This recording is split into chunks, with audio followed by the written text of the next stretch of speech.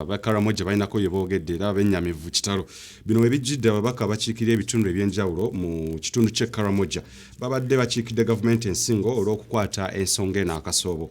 Enzige eziyingidde Uganda zituukidde mu kitundu kyabwe era beewuunya bulijjo gavumenti kyerinda okuteekateeka wamu n'okwetegekera ensonga eno kubanga n'okutuuka kati ttiimu erina okukwasaganya enzige tennatuuka mu bitundu ebyo eby'e Karamoja.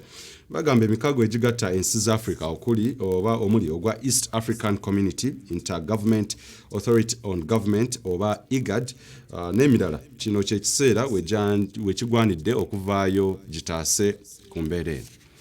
Ate kati ffe waffe lokasi tuzitya nnyo ngaffe Abakaramoja nnyo tuzitya nnyo okusinga n'akasana kubanga tumanyi nti at least akasana tumanyi waliwo ebiseera by'akasana waliwo ebiseera bya nkuba so kati abantu baffe beeralikivu nnyo bamanyi nti gavumenti eno okuvaayo weeri batandika okulaba nti abantu b'e Karamoja bagiplaningiramuko kisoboka. I think government has delayed to take action because the team we have had that they prepared UPDF and what are in Olilim, some 80 kilometers away from Moroto border, and then they have prepared those teams.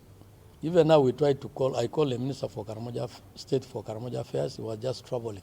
Ekisingo obubi gavumenti yaffe emala kulinda ensonga n'etandika oba ne tusooka kuyingira mu bizibu then neerokwevayo gamba tugenda kuyamba abantu ekyo kyekizibu kye tulinawo ng'eggwanga lya Uganda.